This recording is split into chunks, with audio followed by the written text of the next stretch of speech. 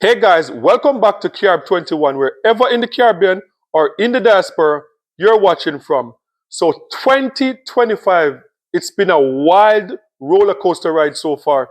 So for 2025, we have been going through this trade war, the Donald Trump trade war.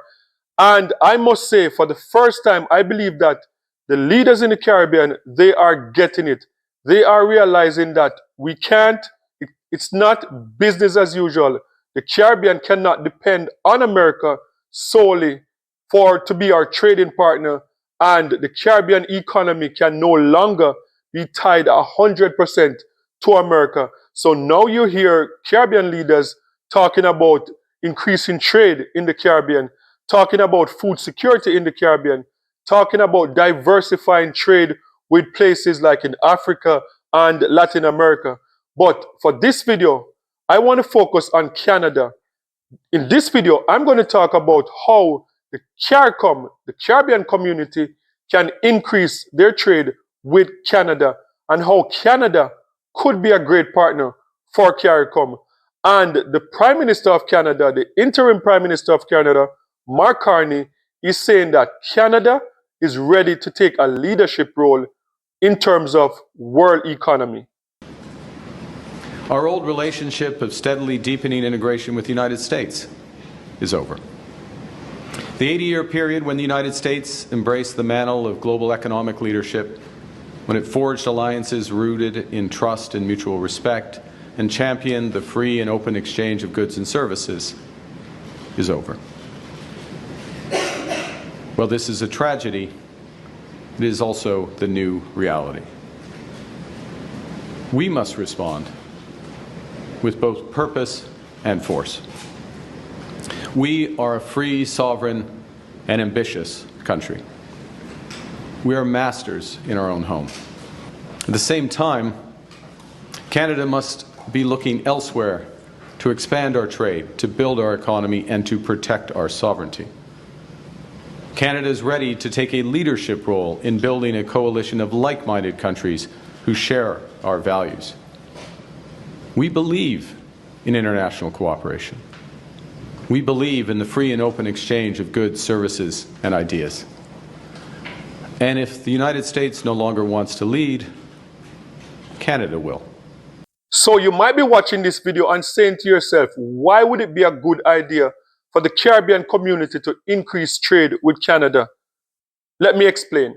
So way before America became our #1 partner in the Caribbean for trade, Canada was there.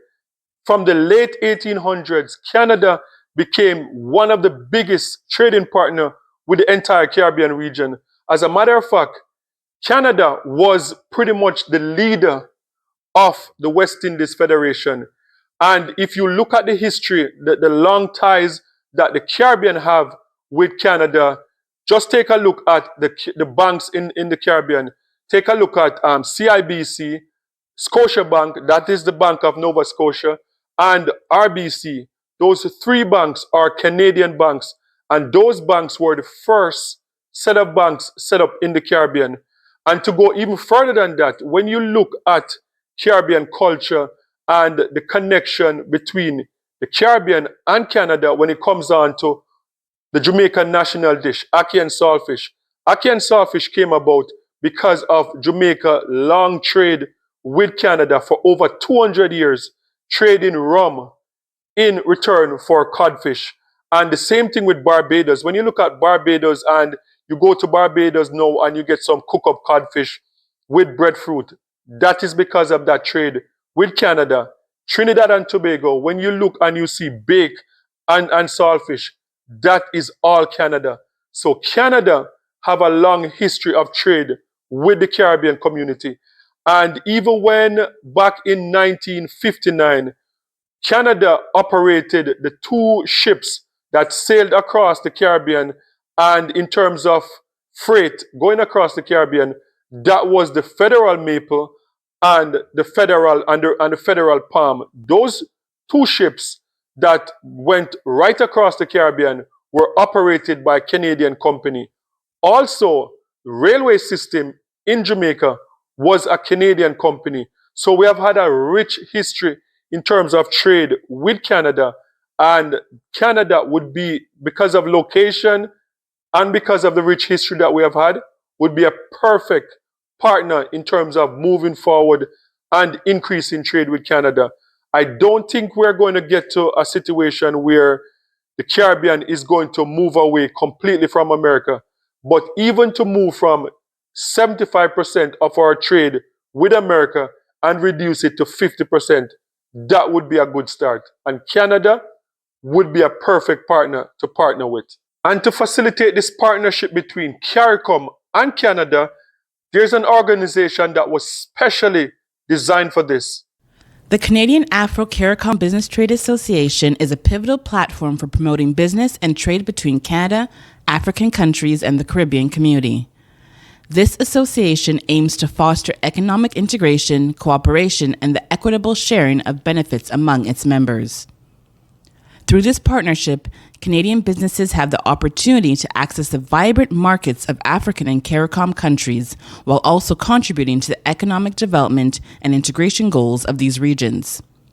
The mission of the Canadian Afro-CARICOM Business Trade Association is to foster a robust and mutually beneficial economic partnership between Canada, African countries, and the Caribbean community. So the Canadian Afro-CARICOM Business Trade Association was formed for this purpose. And in this video, I'll be interviewing the founder of this organization, and we're going to talk about what is coming in the pipeline for 2025 and beyond. Today I have a special video for you. Today is going to be my first interview, and I'm interviewing a special person, Mr. Sean Allen. Welcome. Thank you. And the thing about Mr. Sean Allen, his organization, the CACBTA, aligns very well with what Carib 21 Network is all about. So, Mr. Sean Allen, would you like to introduce yourself and talk a little bit about the organization? Yeah, my name is Sean Allen. I'm a serial entrepreneur. I have multiple endeavors, but today we'll talk about the Canadian Afro-CARICOM Business Trade Association, which I'm the founder. And this organization was put together to increase bilateral trade between Canada and the CARICOM region, as well as Africa. The trade between that coalition or that core is about 18 billion. And we want to see how we could enhance that, especially now on the horizon of, trade wars between Canada and the US and Mexico and the US. We want to look for emerging markets to, provide Canadian goods an opportunity to be presented, and then foreign goods from the CARICOM and Africa to come back to Canada. So that's what that's Okay, about. nice. Yeah, I had the pleasure to be at the launch, and I must say it was very impressive. Like, I think since I've been in Canada, I've never seen so many Caribbean leaders coming together. Yes. So we saw a representative from St. Vincent and the Grenadines, from Jamaica, from Barbados, Guyana. So that was very impressive. Yeah, they said this was the first time that they've all gotten together on something like this. It's very important. That's a telling tale of how important it is. Okay, and the vision of the organization, can you break it down? So the thought process of the organization came out of an idea that, here in North America, we're not communicating well and we're not supporting each other enough. So I figured, how do we get to that point where we're contributing to each other locally? Because, we don't really find that much cross-pollination. And then we put the organization together in 2023, at the end of 2023, but the launch took a year to happen because we just want to get our footing, get an understanding. So as part of that, I went out to Barbados. I got invited out there for a trade mission there. And then I went to Guyana as well. And I kind of got a good understanding of what impact this could create. And that's why we did the launch in December. Okay, cool. So the first time I saw you was actually in Barbados. Yes. We took the same flight to Barbados. So if anyone is interested, in any one of the Caribbean islands, in particular West Indies, on how can they, benefit from this organization? How? Yeah, so right now we're putting the framework together for how the bilateral trade agreements will work. with the trade missions in particular. We have, if you see that board there, this is our list of events. So that left board, CACBTA, we have a board Okay. that you guys can't see on the camera, Yeah. but we're looking at going back to Barbados, doing Bahamas, Jamaica, and Guyana for this year. And then we want to get into St. Kitts and St. Vincent and a few other places next year. But ideally, we want to just take a holistic look at all of the different sectors. Housing is a majority, is a major one right now that we're looking at getting into, especially climate resilient housing. St. Vincent, they had the Hurricane Beryl, then they had the volcano in 2021, and they still have about 2,000 people displaced. So they have an urgent need. The Prime Minister put a request to have an ambitious request to build 1,000 homes by the end of this year. They had something in their paper where they're pledging $80 million. So that's about 80,000 per house that they're putting to build housing. And we want to provide opportunities to, provide Canadian input on that and Okay. get into the forefront of that conversation. Well, that's just one example of how we could collaborate. Housing, skills trade, labor force development. These are some of the things that we want to talk about. Yeah, I've been following St. Vincent. I think they had like about 500 houses that they did so far. Yeah. So how would your organization be a part of that going forward? Yeah, so with wearing many hats, one of the other, I guess, endeavors that we're in is we host the Affordable Housing Summit. And through that Affordable Housing Summit, we have great relationships with a lot of modular developers and a lot of people that are in the housing space. We work with the trade unions. We're trying to get reciprocal trade agreements on labor because one of the problems that St. Vincent has in particular is they don't have enough labor to build the houses fast enough. So it's taking long for them to hit that aggressive target. So they want to look at alternative solutions to provide housing. And one of those solutions would be modular, right? So we've had several modular, I guess, companies, take part in the summit. We went on site to do 3 tours to 3 modular manufacturers here. We're still working with a few others to try and get that right price point because 80,000 is a tight price point to ship and install and locally, but we're trying to get a right price point, and we're trying to provide something that's climate resilient as well, because with the hurricanes and climate change, climate change is very real, and we want to make sure that we're providing a product that is resilient to climate change and resilient to the harsh conditions with the salt coming off of the sea and the rust and all of those things. We want to make sure we're providing a product that could support those environmental conditions, and that's why we're continuing to have these discussions. Yeah, because I was in St. Vincent a few months before Barbados, and I think one of the challenges is going to be because St. Vincent is like a lot of hill, it's like the island on a hill.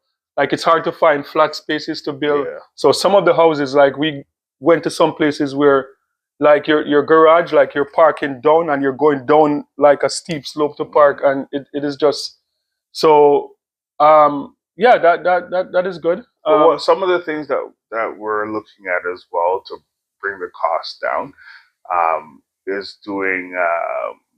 I guess apartment style housing as well. Apartment style, okay, yes. So I saw a few of those. Yeah, so that's something that is relatively a newer, a newer program that we're trying to put together as well. But that's something that we're looking at. It's just a matter of getting the right people in place to make the systems work. And I think going forward, this is definitely because the hurricanes are going to keep coming.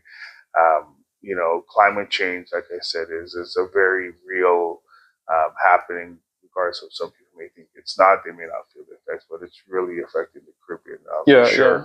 So not only, if we could provide a solution for St. Vincent, we could provide the same solution that could transcend to, Antigua, St. Lucia, what I mean? So it's so we really want to get the right combination of development, cost, labor, materials, so that we could provide that solution. Okay, so that was the interview with Sean Allen. Sean Allen, the founder of Canadian Afro CARICOM Business Trade Association. And I will leave the information in the comment section so you can go and check out the website and see what's coming up for 2025 and beyond. I know Sean will be in Guyana later this year. We'll be back in Barbados and Jamaica and Trinidad and Tobago. So I leave the information in the comment section. And this organization, as I said, like members that are on the board are Caribbean and African nationals, whether they're born in the Caribbean or their parentage are from the Caribbean and Africa.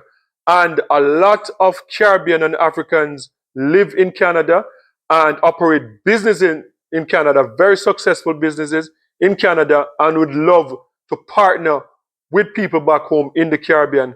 So guys, sound off in the comment section and let me know what you think about this, about increasing trade with Canada as well as Africa and Latin America. And don't forget to like, share, and subscribe for more amazing content. And remember, peace. I'm out.